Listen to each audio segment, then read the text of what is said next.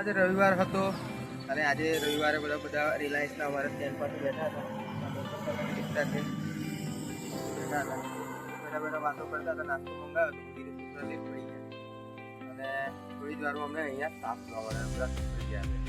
આ બ્લોગમાં તમને પાછળ જોવા મળશે બસ સ્ટેન્ડની બાજુમાં જ છે ઝાડ છે, ઝાડ ઉપર નીચે ઉતરતા તમને ત્યાં સાપ જોવા મળશે. અને સાફ એટલું થોડોક લાંબો રહેશે, લાંબો ને 2 મિનિટનો રહેશે તો તમે ખેડૂત તમને આઈડિયા આવશે સાપ કઈ પ્રકારનો હોય છે, કેવી રીતે ઉતરે છે.